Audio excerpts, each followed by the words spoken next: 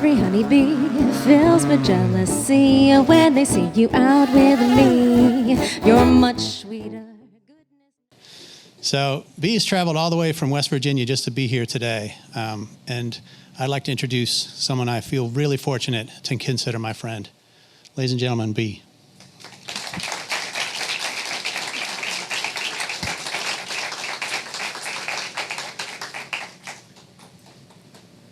Remember when you shot me in the foot with that bow and arrow? Glenn elbows Wade. Wade gets this crooked little grin on his face and he says, I sure do.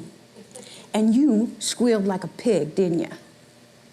Glenn says, well, I wasn't but 5 years old. Now, this is the kind of banter that went on between two brothers in my Beekeeping 101 class last winter. So you might think that these guys were like maybe teenagers or really young adults. No, these guys were in their late 60s. And this banter never stopped. They were always trying to one-up each other. For example, I like to give a little impromptu quiz when I'm teaching bee class, just to kind of be sure everybody's with me and on the same page. Well, after the first quiz, we always give the answers, of course, and after the quiz, Wade jumps up and he says, Glenn didn't get but 2 of them answers right. And that's only because he looked across onto my paper. I kept expecting them to run out of steam, but they never did. As a last resort, I would always have to say to them, all right, y'all, I've never had to separate grown-ups before. But really, I can do that. This, for some odd reason, always seemed to calm them down. We talked about a lot of things in bee school, but one of my favorite things to talk about was festooning. Now, we all know that bees have 6 legs.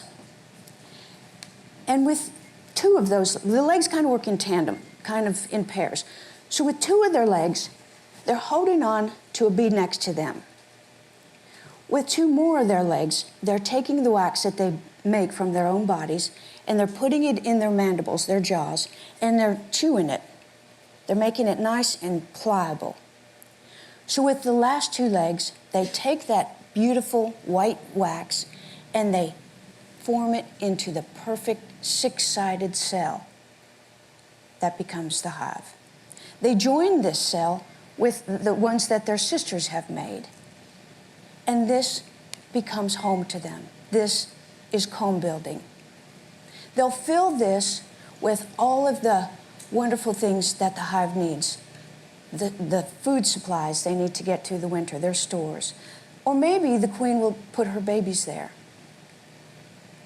But in order to build this, they have to festoon in order to make home. So back to Glenn and Wade. The 2 of them were accepted into our program because of their income levels. I'm really lucky to have the job that I have. I have a cool job. I work for the Appalachian Beekeeping Collective. And what we do is we find the lower income folks from West Virginia, those who have been financially devastated by the collapse of the coal mines. And we offer beekeeping to them. It's our hope that they will take hold of beekeeping and be able to supplement their income by selling products of the hive. So because of their income level, both Glenn and Wade were accepted into our program. And to date, we have taught about 20 Beekeeping 101 classes, and we've accepted 90 people into our program. We continue with that. But on the day that, so all winter long, we teach beekeeping classes. And then in the springtime, when the weather breaks, we deliver live beehives, active hives, to the people who have learned all about bees. Everybody gets between 2 and 4 hives. So on the day that I went to deliver the hives to Glenn and Wade, I have 8 beehives in the back of the truck. And I pull up into into Glenn's driveway. By the way, of course, you know Glenn and Wade live right next door to each other. So I pull up into Glenn's driveway. I have the 8 hives, and there's Glenn. I have no idea how long he's been standing there, but he is ready. He's got his full bee suit on. He's got his hive tool in one hand. He's got his lit smoker in the other hand. This is a feat for a first-year beekeeper, but smoke is billowing out. I'm really impressed. And I get out of the truck, and Glenn is just grinning. And I said, "Hey, Glenn, where's Wade?" And Glenn says, "Well, he had to have his gallbladder yanked out. So at the same time, I decided to have my knee operated on. I done better than him.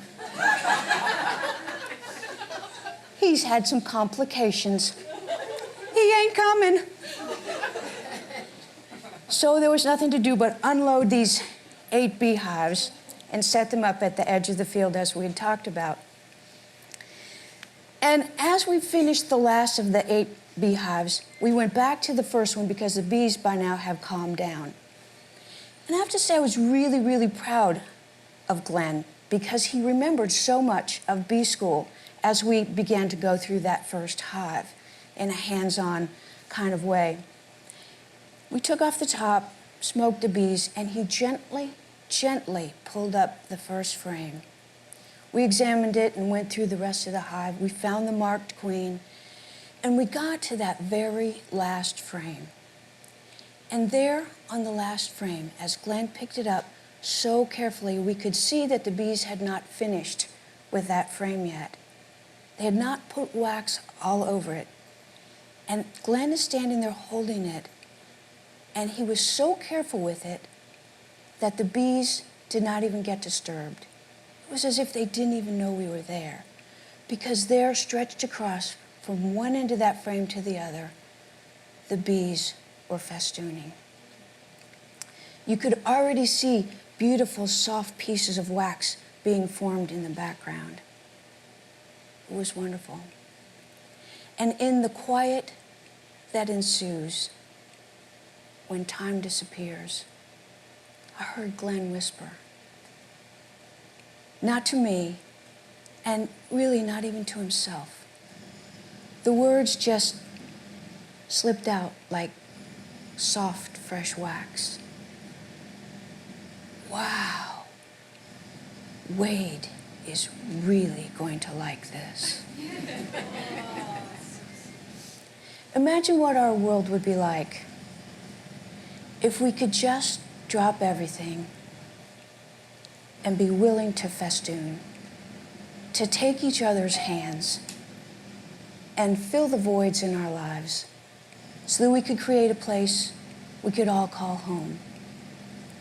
Imagine what our lives would be like if we could just find more ways to say, wow, my brother, my sister is really going to like this. Thank you.